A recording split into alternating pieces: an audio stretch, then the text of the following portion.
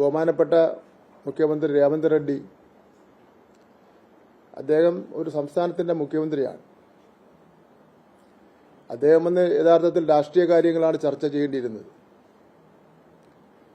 കേന്ദ്ര government BJP അല്ലാത്ത ഗവൺമെന്റുകളോട് എടുക്കുന്ന സമീപനം, അത്തരം കാര്യങ്ങളല്ലേ മാന്യമായി ചർച്ച ചെയ്യേണ്ടത്. അതിനു പകരം അദ്ദേഹം ഉപയോഗിച്ച പദപ്രയോഗങ്ങൾ, ഒരു സംസ്ഥാനത്തിന്റെ മുഖ്യമന്ത്രി പിണറായി വിജയന്റെ പാരമ്പര്യം, ഇന്ത്യ തന്നെ ശ്രദ്ധിക്കപ്പെടുന്ന ഒരു മുഖ്യമന്ത്രി, ആ മുഖ്യമന്ത്രിക്കെതിരായിട്ട് അദ്ദേഹം നടത്തിയ പദപ്രയോഗങ്ങൾ അങ്ങേയറ്റം ജനാധിപത്യ വിരുദ്ധമാണ്. ആ പദപ്രയോഗങ്ങൾ പിൻവലിക്കുമെന്ന് പ്രതീക്ഷിച്ചുകൊണ്ട് മറുപടി പറയാതെ ഒരാഴ്ചക്കാലം നമ്മുടെ കേരളത്തിലെ മുഖ്യമന്ത്രി മൗനം പാലിച്ചു. കോൺഗ്രസ് നേതാക്കന്മാരോ കേരളത്തിലെ കോൺഗ്രസ് നേതാക്കന്മാരോ മറുപടി പറയും, അല്ലെങ്കിൽ അത് ഖേദം പ്രകടിപ്പിക്കുമെന്നാണ് കരുതിയത്. അതിനു പകരം പൂർവാധിക ശക്തിയോടുകൂടി വീണ്ടും ആക്ഷേപിക്കുന്ന സ്ഥിതിവിശേഷമാണ് ഉള്ളത്.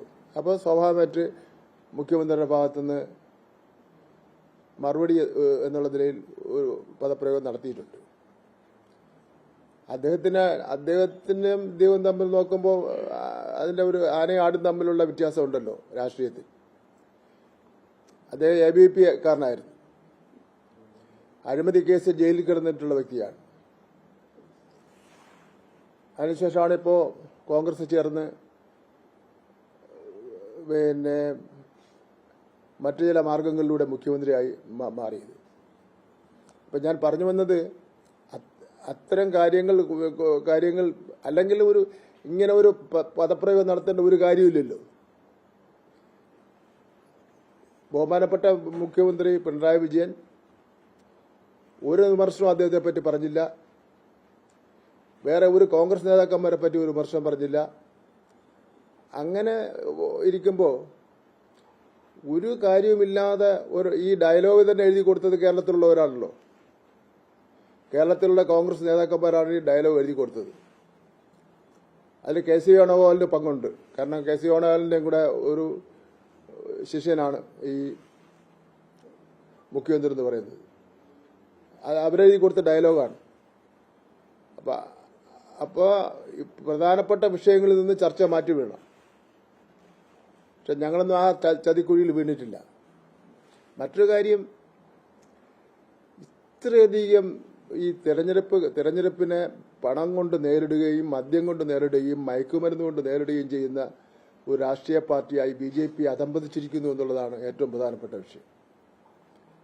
ഇപ്പൊ കഴിഞ്ഞ തെരഞ്ഞെടുപ്പിൽ അന്നത്തെ സംസ്ഥാന പ്രസിഡന്റായിരുന്ന സുരേന്ദ്രന്റെ എതിരായിട്ട് കേസുണ്ടായിരുന്നല്ലോ. കാശ് പിടിച്ചതിനെ സംബന്ധിച്ചുള്ള കേസുണ്ടായിരുന്നു. കോടാനുകോടി രൂപയാണ് ഈ തെരഞ്ഞെടുപ്പിന് വേണ്ടി BJP കേരളത്തിൽ ചെലവഴിച്ചിരിക്കുന്നത്. മദ്യമൊക്കെ തന്നെ ഹോൾസെയിൽ വിലയ്ക്കാണ് വാങ്ങിയിരിക്കുന്നത്. ഇവിടെ രണ്ട് വിഷയങ്ങൾ ഇവിടെ ഉണ്ടായി. ഇപ്പൊ പാലക്കാടുണ്ടായതുപോലെയുള്ള പ്രശ്നങ്ങൾ ഇവിടെ ഉണ്ടായിട്ടുണ്ട്. ഇവിടെ മദ്യം വിറ്റതിന്റെ ഹോൾസെയിലായിട്ട് വാങ്ങിക്കൊണ്ട് ഒരു BJP-കാരന്റെ വീട്ടിൽ സൂക്ഷിച്ചതിന്റെ അടിസ്ഥാനത്തിൽ പോലീസ് അത് കസ്റ്റഡിയിലെടുത്ത് എക്സൈസുകാർ കേസ് രജിസ്റ്റർ ചെയ്തിട്ടുണ്ട്. വെറുതെ പറയുന്നില്ല, കേസും രജിസ്റ്റർ ചെയ്തിട്ടുണ്ട്. സന്തോഷം എന്നാണെന്ന് എനിക്ക് തോന്നുന്നത്. ഒരു വ്യക്തിയുടെ പേരിലാണ് കേസ് രജിച്ചിട്ടുള്ളത്. അയാൾ BJP ഇടാനുഭാവിയാണ്, പ്രവർത്തകനാണ്. കാശ് കൊടുക്കുന്നത് വെച്ചാൽ ഗൂഗിൾ പേ ആണ്. ഒരു വോട്ടിന് നിങ്ങൾ കേട്ടാൽ ഞെട്ടിപ്പോവും. ഒരു വോട്ടിന് 15,000 രൂപ വരെ കൊടുക്കുകയാണ്. തെളിവ് ചോദിച്ചാൽ തെളിവൊന്നുമില്ല. പക്ഷേ കൊടുത്തവർ വാങ്ങിയവർ തന്നെ പറയുകയാണ്. വാങ്ങിയിട്ട് അവർ വോട്ട് ചെയ്യേണ്ട ആൾക്കാർക്ക് വോട്ട് ചെയ്യുന്നുണ്ട്. ഇത് മാത്രമല്ല, സംഘടനകളെ മൊത്തത്തിൽ വിലക്കെടുക്കുകയാണ്. ഗോവയിലെല്ലാം ജയിച്ചു വന്ന കോൺഗ്രസ് MLA-മാരെ മൊത്തത്തിൽ വിലക്കെടുക്കുന്നത് പോലെ ചില സംഘടനകളെ വിലക്കെടുത്തിട്ട് മൊത്തത്തിൽ ഇത്ര വോട്ട് ഇത്ര രൂപ എന്ന് പറഞ്ഞ് ലേലം വിളിച്ചു കൊടുക്കുകയാണ്.